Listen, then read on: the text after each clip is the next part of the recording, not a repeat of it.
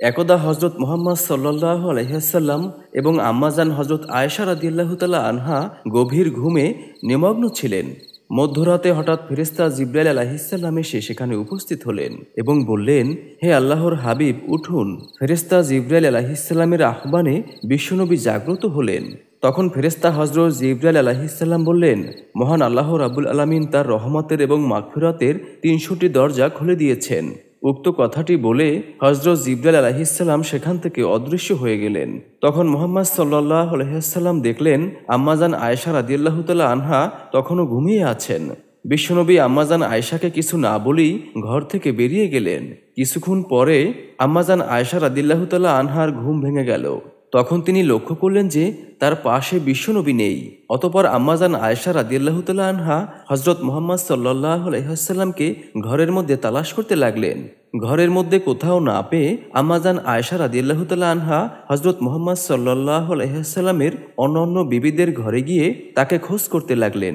আম্মাজান আয়েশা রাদিয়াল্লাহু তাআলা আনহা ভেবেছিলেন হয়তো হজরত মুহাম্মদ সাল্লাল্লাহু আলাইহি ওয়াসাল্লাম চুপি চুপি অন্য কোনো বিবির ঘরে গিয়েছেন, কিন্তু অন্য বিবিদের ঘরেও বিশ্বনবীকে খুঁজে পাওয়া গেল না।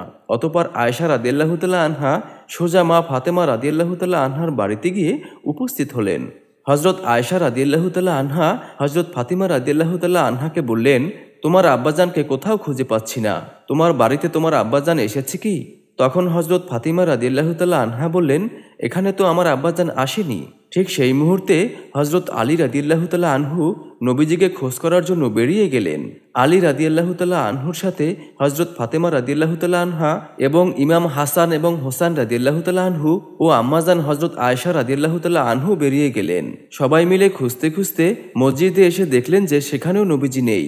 আম্মাজান হজরত আয়েশা রাদিয়াল্লাহু তাআলা আনহা বললেন, নবীজির অন্যান্য বিবিগণের ঘরেও তালাশ করলাম, কিন্তু তিনি কোথাও নেই। আল্লাহর ঘর মসজিদে এসে নবীজিকে তালাশ করলাম, কিন্তু এখানেও নবীজি নেই। তাহলে কোথায় গেল আমার প্রাণের নবী? তখন হজরত আলী রাদিয়াল্লাহু তাআলা আনহু বললেন, যেহেতু মসজিদে নবীকে কোথাও খুঁজে পাওয়া গেল না, নবীজি সাল্লাল্লাহু আলাইহি ওয়াসাল্লামকে জান্নাতুল বাকিতে খুঁজে পাওয়া যেতে পারে।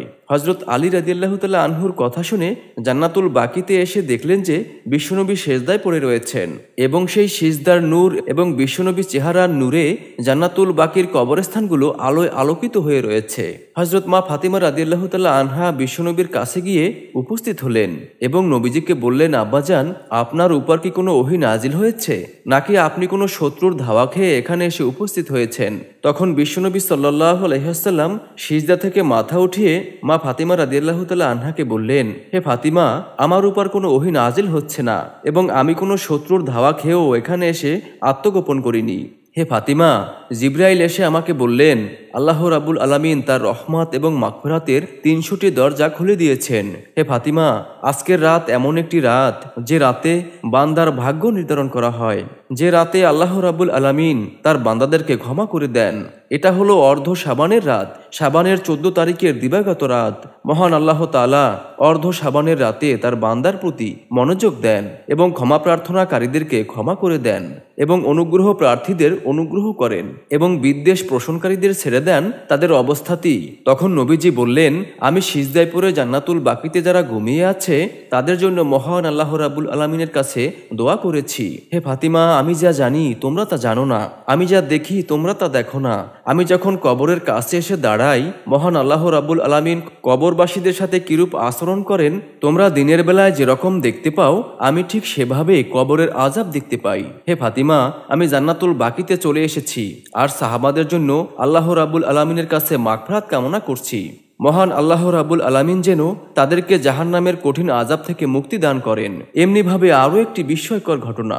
এক রাতে হজরত মুহাম্মদ সাল্লাল্লাহু আলাইহি ওয়াসাল্লাম নামাজে দাঁড়ালেন এবং এতটা দীর্ঘ সেজদা করলেন যে মা আয়েশা রাদিয়াল্লাহু তাআলা আনহু ভাবলেন যে হয়তো বিশ্বনবী পরলোক গমন করেছেন। তখন মা আয়েশা রাদিয়াল্লাহু তাআলা আনহা বিশ্বনবীর বৃদ্ধা আঙ্গুলে নাড়া দিলেন।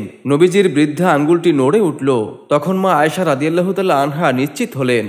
হজরত মুহাম্মদ সাল্লাল্লাহু আলাইহি ওয়াসাল্লাম যখন সিজদা থেকে মাথা উঠালেন এবং বিশ্বনবী হজরত মুহাম্মদ সাল্লাল্লাহু আলাইহি ওয়াসাল্লামের যখন নামাজ শেষ হলো, তখন মুহাম্মদ সাল্লাল্লাহু আলাইহি ওয়াসাল্লাম আম্মাজান আয়েশা রাদিয়াল্লাহু তাআলা আনহাকে লক্ষ্য করে বললেন, হে আয়েশা, তোমার কি এই আকাঙ্ক্ষা হয়েছে যে আল্লাহর রাসূল তোমার হক নষ্ট করবেন? উত্তরে মা আয়েশা রাদিয়াল্লাহু তাআলা আনহা বললেন, না, আপনার দীর্ঘ সিজদা দেখে আমার এই আশঙ্কা হয়েছে যে আপনি জীবিত আছেন কিনা।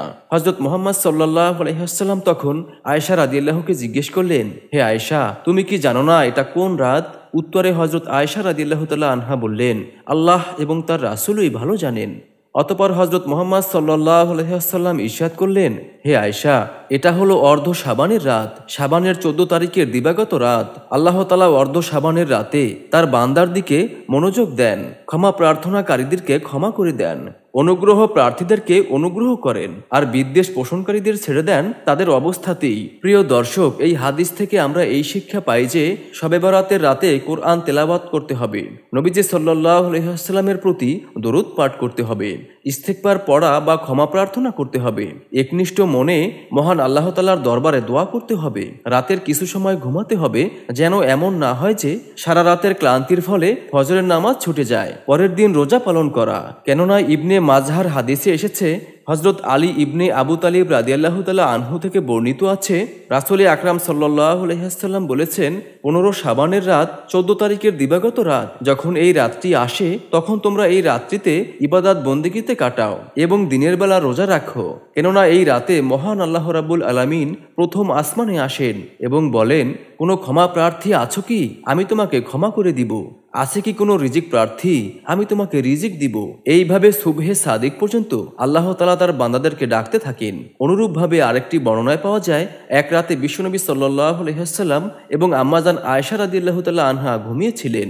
বিশ্বনবী যখন বুঝতে পারলেন আম্মাজান আয়েশা রাদিয়াল্লাহু তাআলা আনহা ঘুমিয়ে গেছেন, তখন তিনি সাবধানে একা ঘর থেকে বেরিয়ে গেলেন। কিন্তু আম্মাজান আয়েশা রাদিয়াল্লাহু তাআলা আনহা ঘুমাননি, এতক্ষণ ঘুমের ভান ধরেছিলেন। আয়েশা রাদিয়াল্লাহু তাআলা আনহা ভাবলেন তার অগসরে বিশ্বনবী কোথায় যান সেটা দেখবেন, তাই কৌতূহল বশত আম্মাজান আয়েশা রাদিয়াল্লাহু তাআলা আনহা বিশ্বনবীর পিছু নিলেন। হযরত মুহাম্মদ সাল্লাল্লাহু আলাইহি ওয়াসাল্লাম এগিয়ে চলেছেন। চলতে চলতে একটু পর মসজিদে নববীর থেকে একটু দূরে অসংখ্য সাহাবাদের কবরস্থান জান্নাতুল বাকিতে উপস্থিত হলেন। জান্নাতুল বাকিতে পৌঁছে আল্লাহর রাসূল সাল্লাল্লাহু আলাইহি ওয়াসাল্লাম বেশ কিছুক্ষণ নীরবে দাঁড়িয়ে রইলেন। কিছুক্ষণ পরে আকাশের দিক তাকিয়ে দুহাত তুলে দোয়া করলেন।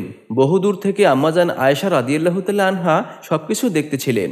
আয়েশা রাদিয়াল্লাহু তাআলা আনহা যখন দেখলেন বিশ্বনবী মৃত সাহাবাদের জন্য আল্লাহ রাব্বুল আলামিনের কাছে দোয়া করছেন, তখন তিনি লজ্জিত হলেন এবং রাসূল আকরাম সাল্লাল্লাহু আলাইহি ওয়াসাল্লাম যেন বুঝতে না পারে তার জন্য আয়েশা রাদিয়াল্লাহু তাআলা আনহা ঘরে ফিরে এলেন এবং কাঁথামুড়ি দিয়ে শুয়ে রইলেন।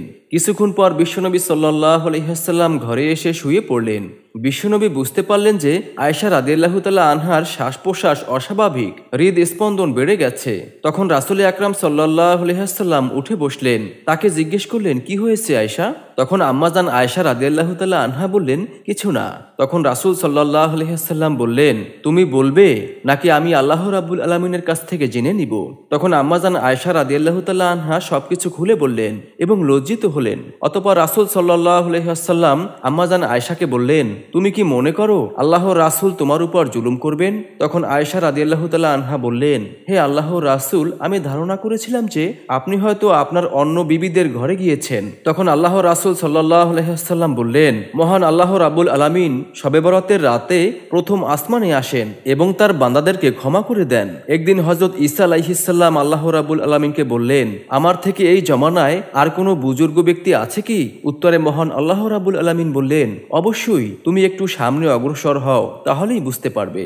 মহান আল্লাহ রাব্বুল আলামিনের নির্দেশে হযরত ঈসা আলাইহিস সালাম সামনের দিকে চলতেছিলেন। চলতে চলতে সামনে হযরত ঈসা আলাইহিস সালাম একটি গোলাকার পাথর দেখতে পেলেন। তখন আল্লাহ তাআলা বললেন, হে ঈসা, তোমার হাতের লাঠি দ্বারা পাথরে আঘাত করো। হযরত ঈসা আলাইহিস সালাম তার হাতে থাকা লাঠি দ্বারা পাথরে আঘাত করলেন। সাথে সাথে পাথরটি দ্বিখণ্ডিত হয়ে গেল এবং হযরত ঈসা আলাইহিস সালাম দেখতে পেলেন তার মধ্যে একজন বৃদ্ধা তাসবিহ হাতে আল্লাহর ইবাদত করতেছেন এবং তার সামনে একটি আনার ফল পড়ে আছে। তখন বৃদ্ধা ব্যক্তিকে হযরত ঈসা আলাইহিস সালাম বললেন, আপনি কে এবং কতদিন যাবত এখানে আল্লাহর ইবাদতে মশগুল আছেন?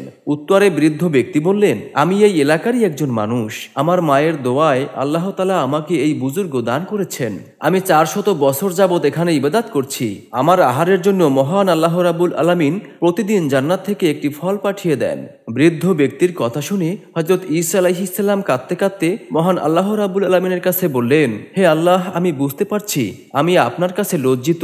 আমার থেকে ওই বৃদ্ধ ব্যক্তি অনেক বুজুর্গ এবং সম্মানী। তখন আল্লাহ রাব্বুল আলামিন বললেন, হে ঈসা, জেনে রাখো, শেষ জমানার নবী হযরত মুহাম্মদ সাল্লাল্লাহু আলাইহি ওয়াসাল্লামের উম্মতের মধ্যে যে ব্যক্তি শাবানের 14 তারিখের অর্থাৎ 15 তারিখের পূর্বে রাতে জেগে ইবাদত করবে, সে ব্যক্তি ওই বুজুর্গর থেকেও আমার কাছে বেশি প্রিয় হতে পারবে। তখন হযরত ঈসা আলাইহিস সালাম আল্লাহর কাছে কেঁদে কেঁদে বললেন, হে আল্লাহ, তুমি যদি আমাকে নবী না বানিয়ে হযরত মুহাম্মদ সাল্লাল্লাহু আলাইহি ওয়াসাল্লামের উম্মত বানাতে, তাহলে আমি কতই না সৌভাগ্যবান হতাম।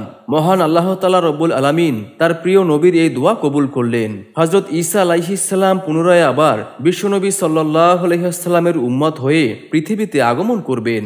বন্ধুরা, আসুন আমরা যারা আখেরি নবী হযরত মুহাম্মদ সাল্লাল্লাহু আলাইহি ওয়াসাল্লামের উম্মত হতে পেরেছি, তারা সবাই কমেন্টে লিখি আলহামদুলিল্লাহ। এরকম আরও ইসলামিক ভিডিও পেতে আমাদের চ্যানেলটি সাবস্ক্রাইব করে পাশে থাকা বেল আইকনটি অন করে দিন এবং ইসলাম প্রচারের স্বার্থে ভিডিওটি শেয়ার করে দিন।